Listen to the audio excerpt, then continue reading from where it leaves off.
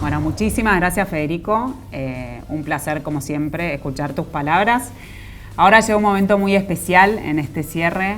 Vamos a estar escuchando a Silvia Neistat, una periodista de lujo, que le va a hacer una entrevista a José Luis López Gómez Egea, fundador del IAE Business School. Un placer tenerlos a los dos en este cierre. Así que acá estamos para escucharlos y nutrirnos de sus palabras. Bueno, qué honor estar con José Luis. Vos, José Luis, vamos a tutearnos porque, bueno, en la pandemia y en los tiempos que corren no corresponde. Vos fundaste tal vez la primera escuela de negocios en la Argentina tratando de darle un marco académico a lo que los empresarios sabían hacer. ¿En qué los ayudaste? ¿Y con qué te encontraste? Bueno, yo tenía, desde que era muy joven, una idea de que la educación estaba sostenida por sistemas pedagógicos, metodologías obsoletas, ya en mi época.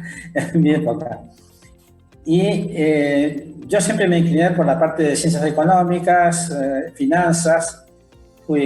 También trabajé unos años como auditor en Pricewaterhouse. Y después de eso, sí, trabajé por mi cuenta en varias cosas y me encontré con unos amigos que más o menos coincidían conmigo porque habían ido a visitar algunas escuelas famosas del mundo.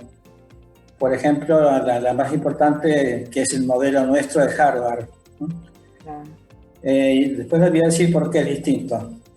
Y la otra escuela, que fue la que nos ayudó, de hecho, muchísimo, porque habla en castellano, es la del IESE, Instituto de Estudios Superiores de la Empresa de Barcelona, España. Y desde los años 60, finales del 60, estábamos viendo qué podíamos hacer para el empresario, al que no se le puede dar unos cursos teóricos llenos de cifras y de símbolos en el pizarrón, porque no entiende nada y no sabe para qué sirve. Entonces nosotros vimos cómo en Estados Unidos y algunas escuelas de Europa se habían estrenado unas metodologías que se llaman activas. La principal de las metodologías activas es el método del caso. Entonces, el método del caso es muy atractivo para el empresario, porque no se empieza dándole una teoría, una fórmula, sino que se le entrega un caso. En aquel momento era por escrito, ahora también los escritos se alternan con videotapes y todo esto, ¿no? En aquel momento eran casos escritos. Y el caso era una transcripción de una realidad. Entonces, lo primero que había que hacer era preguntarse cuál era el problema. Es como un médico que se encuentra con un enfermo que no sabe qué tiene, ¿no? Porque generalmente los libros de economía o de finanzas y en las clases se da por supuesto cuál es el problema. Si el problema está. Ahora, ¿qué hacemos para arreglar este problema? Entonces, el empresario reacciona cuando dice, aquí ocurrió tal cosa. Claro. Antes de decir qué vamos a hacer, hay que definir sobre todo cuál es el problema, lo más aproximadamente posible, porque nunca se puede, es como un médico que hace un diagnóstico lo más aproximadamente posible. Porque si el diagnóstico está equivocado, cualquier solución no vale. Y estamos acostumbrados nosotros en muchas empresas y en el país también a tomar soluciones sin saber cuál es exactamente el problema. Y en los casos, seguramente, José Luis, vos con toda tu historia en el IAE, que además tuvo réplicas, porque bueno, a partir del IAE hubo muchas más escuelas de negocios, todo el crecimiento de lo que es el campus de ustedes, etcétera. de los casos que vos tenés, ¿cuál para vos ha sido un caso fascinante? Sobre todo, digo, a ver, ¿es posible construir un caso en un país con los ciclones económicos que tiene la Argentina? ¿Cuánto afecta el marco general en la situación particular? Bueno, el método del caso es una descripción de lo que está pasando. Sí. Supongamos, yo estoy haciendo ahora un caso sobre el Club River Plate, por ejemplo. Muy interesante, sí. Entonces, el caso describe una situación, pero tiene que estar incluida dentro de un contexto, la situación. Y ese contexto varía con los años. No es igual un caso de hace 20 años que otro de ahora. Claro. El método caso analiza la realidad, pero esa realidad está condicionada por muchas cosas. Y después, cuando uno habla de soluciones, no se puede dar cualquier solución independientemente de quién la va a hacer, del entorno en que está. Entonces, hay que consultar con el que la va a hacer. En fin, hay una serie de experiencias en ese sentido. O sea, lo que nosotros hacemos es repetir en el aula las situaciones reales, concretas que tiene que resolver un directivo en un directorio. Es la mejor escuela para directivos de empresas.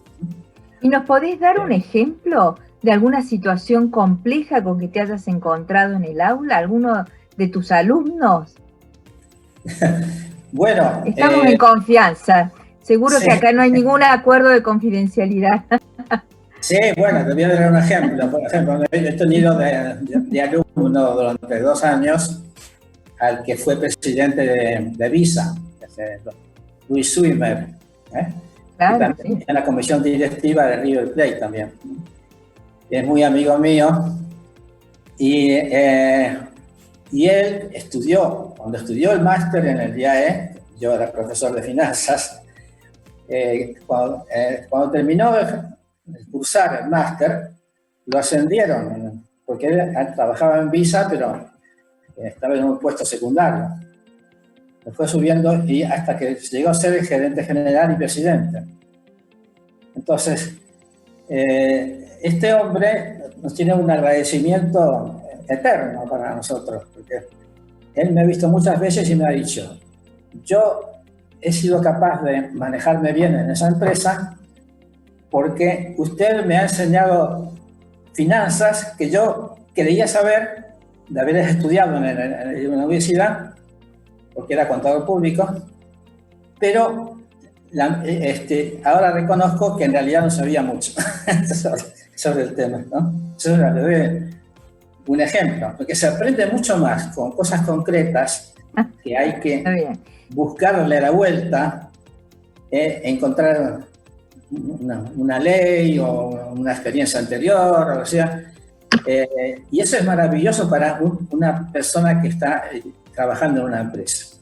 Nuestros alumnos preferidos son los que tienen la experiencia profesional en empresas, porque ahí, después que usan el método del caso, resulta que se dan cuenta de cosas que hicieron mal o que hicieron bien eventualmente, pero dicen, aquí recién ahora me entero por qué tal cosa ocurrió y yo no supe definirla, porque también se ayudan mucho entre los mismos alumnos del curso.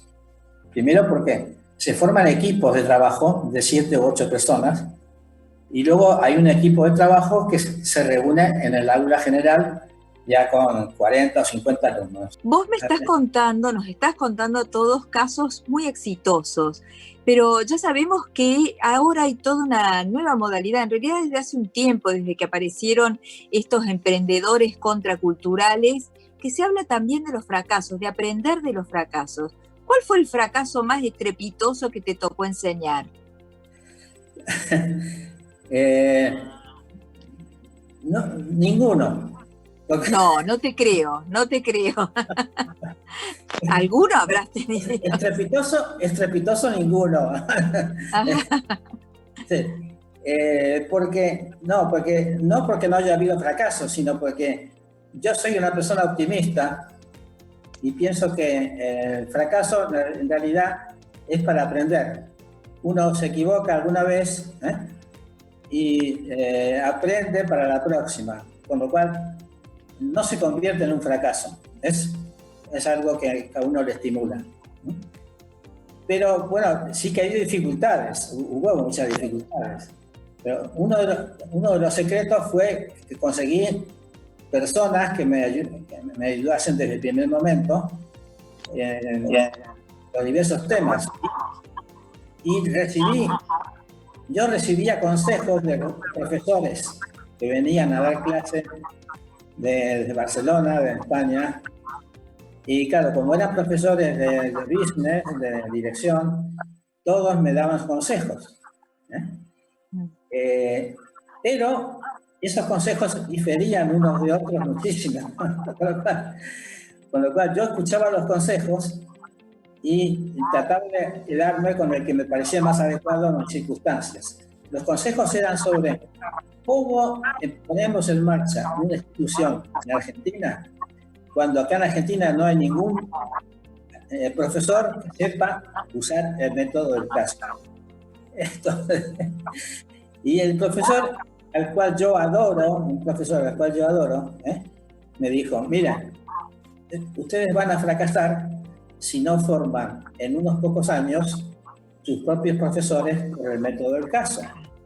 Porque ahora nos estuvieron ayudándonos de Harvard, de México con el IPADE y del IES durante muchos años. Pero teníamos que formar a nuestros jóvenes profesores. Y ese fue otro secreto del éxito.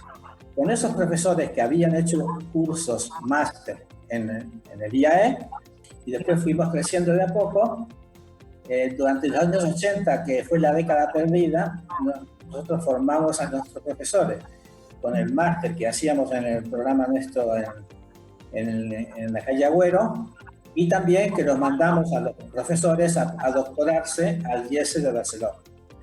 Entonces, esos profesores hoy son los top que están acá en el IAE, que son Guillermo de Andrea, Guillermo Perkins, Alejandro Carrera, Guillermo Fraile, Alejandro Scioli, bueno, estos que tienen ya una especie de fama, ¿no?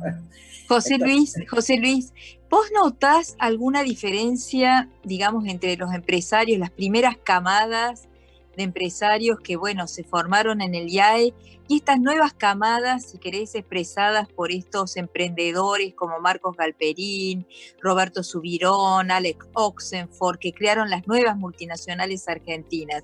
Por ejemplo, tomando la dinámica del caso en Stanford, en la Universidad de Stanford, hace 10 años que se enseña como caso Mercado Libre. Sí, efectivamente. Hay una diferencia entre los primeros pasos que dimos nosotros, pero no una diferencia por parte nuestra, sino porque los negocios hace 30, 40 años eran diferentes. No había tanta multinacional y tanta sofisticación en algunas cosas. La gente eran propietarios de empresas que se habían largado a dirigirlas, a lo mejor sin tener una preparación previa profesional, con lo cual nuestros alumnos preferidos en aquel entonces eran gente que ocupaba puestos importantes en su empresa, pero que no habían tenido la suerte de pasar por unos programas como estos que no existían en la Argentina. Los que querían hacer esos tipos de programas antiguamente se tenían que ir a Harvard o al IES. Entonces, poco a poco se fue incorporando la idea de que nosotros éramos competitivos con eso. Fíjense, miren, ahora los alumnos que terminan un programa máster, por ejemplo, algunos dicen, bueno, pero yo estuve haciendo un programa en Stanford, y veo que tanto las instalaciones, que es lo de menos en realidad, ¿no?, como el nivel de los profesores no tiene nada que envidiarles. Lo único que tienen que hacer ustedes es hacerse conocer. Pero José Luis, en el minuto que nos queda, ¿qué consejo le darías vos hoy a un empresario? Digamos, en una Argentina que, bueno, está desde hace 4 años en recesión, está con una crisis realmente muy profunda, tiene la buena noticia del acuerdo con los bonistas, pero ¿qué consejo le darías hoy a un empresario en la Argentina? Yo le daría muchos, pero el más importante es que creen relaciones personales de confianza. Que busque relaciones personales de confianza con otros empresarios, con la gente que depende de la empresa, entre el grupo de empresarios y el grupo de sindicalistas o los diversos sectores que hay en la parte empresaria, porque eso acerca. El problema de la Argentina no es de materia prima en el sentido que tenemos de todo. Tenemos una naturaleza fabulosa y tenemos mentes privilegiadas, pero estamos peleados. Es que yo lo que veo en un empresario es que se convierta en amigo de los que hoy son enemigos a lo mejor, o no son enemigos, pero no tiene trato con ellos. O sea, el directivo de una empresa tiene que saber hablar con cualquier persona que está trabajando ahí abajo. Y José Luis, es magnífico tu consejo, sobre todo en una Argentina que, bueno, necesita, como lo han expresado casi todas las cámaras empresarias, diálogo para encontrar consensos en políticas básicas, ¿no? Sí, pero el diálogo sirve para provocar confianza. Si termina el diálogo en una falta de confianza, no hay verdadero diálogo, es que no se escuchó uno a otro. Porque todos tenemos parte de verdad, tenemos alguna virtud, todos tenemos. Pero cuando no nos escuchamos y nos rechazamos mutuamente, entonces la pelea hace que la sociedad se disgregue y no se consiga avanzar en muchos terrenos, no solamente económicos, sino también culturales y sociales. Y eso depende de que nos estemos escuchando unos a otros y nos busquemos unos a otros y que seamos capaces de confiar, y confiar en la palabra. Exacto. Yo creo que, digamos, le he dicho mucho al sector agropecuario de Argentina, que conozco muchos terratenientes, que en realidad los problemas de fondo de la Argentina, en cierto modo, se debieron a que ellos, como dirigentes naturales, se retiraron de los puestos directivos en la política. Perfecto. ¿Sí? Muchísimas gracias, José Luis Gómez López Egea. Muchísimas gracias por tu testimonio, tu experiencia y tus consejos. Gracias. Bueno.